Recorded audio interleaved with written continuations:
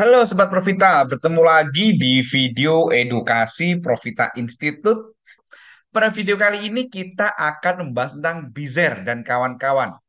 Kenapa kita bahas video ini? Karena kemarin ada yang nanya, Mas, investasi di Bizer itu menarik apa tidak sih? Aman apa enggak sih? Nah, oleh karena itu mari kita kulik lebih lanjut teman-teman.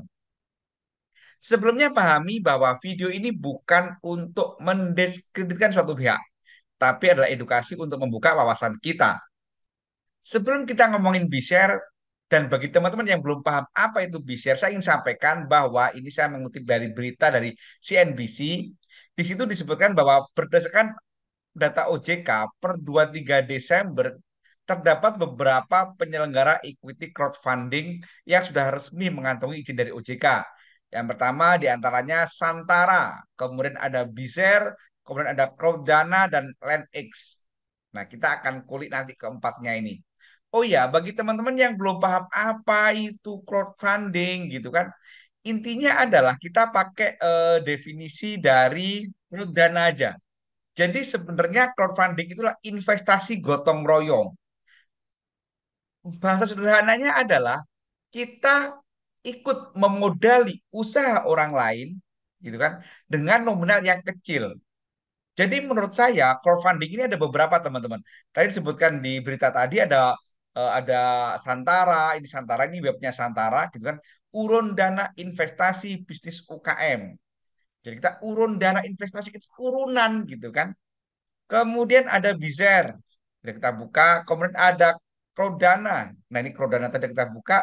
Kemudian ada LendX gitu kan. Nah jadi miliki bisnis mulai dari sejutaan gitu. Nah ini teman-teman.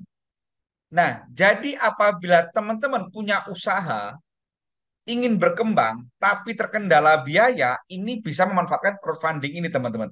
Nah, ini di webnya LendX ini dijelaskan kalau kita mau jadi penerbit, sekarang bisa mendapatkan pendanaan usaha lebih mudah melalui crowdfunding. Jadi teman-teman tinggal mengajukan aja ke Bishare, ke Santara gitu kan. Saya punya usaha nih, gitu kan. Dan usahanya nih bisa dari level UKM. Contoh di Santara ini ada nasi bakar Chef Eko, gitu kan. Ada juga lembu sora dan seterusnya. Nah, ada yang kecantikan dan seterusnya. Kemudian ini ada apa namanya Coffee Margonda Depok yang di Bishare. Kemudian ada Alfamidi gitu kan, Alfamidi, Panyilokan, Bandung dan seterusnya. Jadi menurut saya konsep crowdfunding ini bagus. Jadi bisa mendekatkan atau mempermudah pengusaha untuk mendapatkan modal usaha. Sebaliknya, bagi orang yang punya modal terbatas pun bisa merasa punya usaha dengan ikut berinvestasi atau urun modal kepada si pengusaha tadi. Jadi ini win-win solution sebenarnya. Tetapi tentu yang namanya usaha itu ada resikonya. Nah, di video inilah saya ingin mengulik atau memberikan semacam sudut pandang supaya teman-teman itu mampu menilai, oh ini aman apa tidak, oh ini menarik apa tidak. Karena sekali lagi saya tidak akan mendeskripsikan ini malah jelek tidak, gitu kan. Ini semuanya saya sampaikan di awal bahwa konsep ini bagus. Terkait nanti ada beberapa berita atau ada berita yang menyebut bahwa Santara ini dilarang, gitu kan. Ini ada beritanya, teman-teman bisa baca sendiri, gitu kan, bahwa di apa namanya OJK itu melarang Santara untuk menambah jumlah penerbit, gitu kan. Jadi pengusaha yang mau daftar di Santara dilarang, gitu kan. Sementara ini berita tanggal 19 Desember tahun 2022, gitu kan. Ada beberapa hal yang harus teman-teman perhatikan kalau teman-teman ingin masuk atau ingin berinvestasi di pasar sekunder ini. Kita ambil contoh dari bisnis yang ditawarkan dari B-Share. Jadi kalau bisnis investasi itu macam-macam gitu kan. Kita kalau klik mulai investasi akan muncul beberapa perusahaan yang sedang dijual, dalam tanda kutip dijual. Contoh ini ada Kebuli Abuya 10 cabang Jabodetabek, butuh modal 1,9 miliar. Saat ini sudah ada 242 investor, gitu kan. Kemudian ada Zenbu Resto, Ion Mall Tanjung Barat dan seterusnya. Nah, teman-teman, ini kita buka, kalau kita buka teman-teman. Nah, ini contoh Kebuli Abuya 10 cabang Jabodetabek sekarang sudah ditawarkan.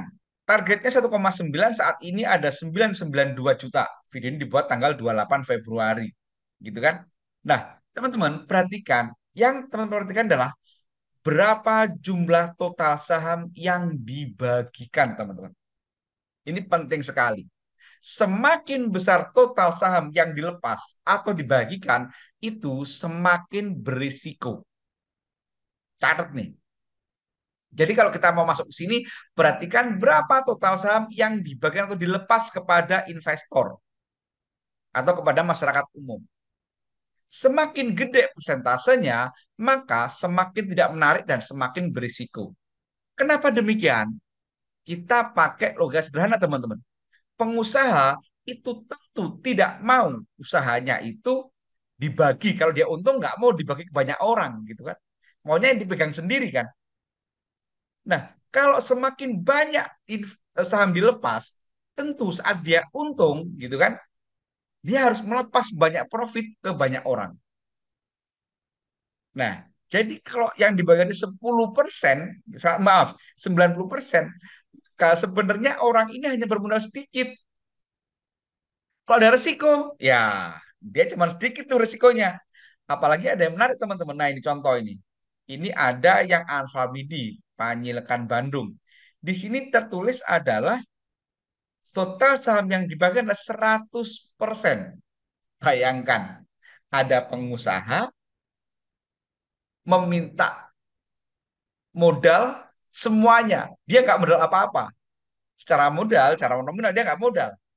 Dia hanya menjalankan saja. Maka pada saat dia rugi, tentu secara nominal dia nggak rugi, teman-teman. Kenapa? Karena ruginya dibagi oleh 100 orang ini. Orang yang apa namanya urun dana tadi gitu. Bisa dipahami sampai sini ya. Nah, ini nggak menarik. Kemudian ada nih Zenbu di Iron Mall. Ini 40%. Ini masih oke lah. Karena 60% modal masih yang modalin adalah si pemilik usaha ini. Jadi masih oke. Tetapi kalau sudah sampai dari 50%, apalagi sampai 90%, sampai 100%, itu tentu nggak menarik. Kemudian contoh lagi ini ada di Santara, ini menarik, masih bagus, masih masuk akal. Karena saham yang dilepas hanya 30%. Gitu kan. Contoh lagi Lembu Sora, ini yang dilepas adalah 25%. Ini masih oke. Masih oke gitu kan. Sekali lagi secara prinsip ya saya nggak ngomongin dari pelaksanaan. Sampai ada OJK melarang Santara, saya nggak ngomong itu. Tetapi kita ngomongin dari hal-hal yang perlu kita perhatikan saat kita hendak masuk ke bisnis seperti ini, teman-teman. Kemudian Pak Eko ini masih oke juga, masih 35%.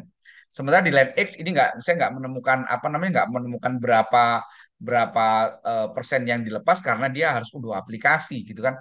Sementara di crowdfunding pun, maaf di Cordana pun ini kalau kita ngomong bisnisnya juga tidak ada berapa saham yang dilepas, hanya ada ROI-nya berapa. Yang ada hanya di Santara sama di Biser.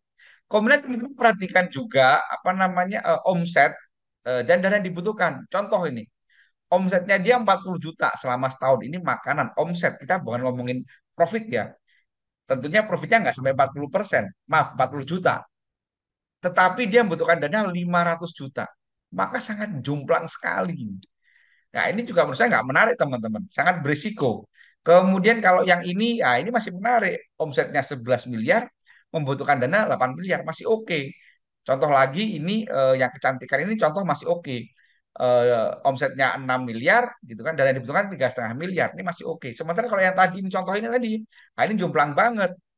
Membutuhkan dana 500 juta tapi omsetnya cuma 40 juta gitu kan. Tentu ini sangat jomplang sekali. Nah, selain tadi jumlah persen saham yang dilepas, perhatikan juga teman-teman berapa lama usia si usaha tersebut.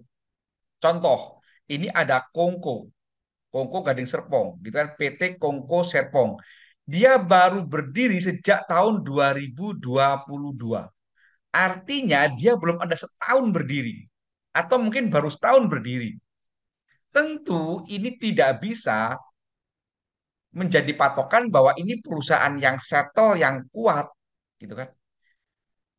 Belum ada setahun udah ngambil dana orang gitu kan. Wah, pede banget. Gitu. Apalagi kalau nanti konsepnya itu adalah ini untuk membangun bisnis cabang.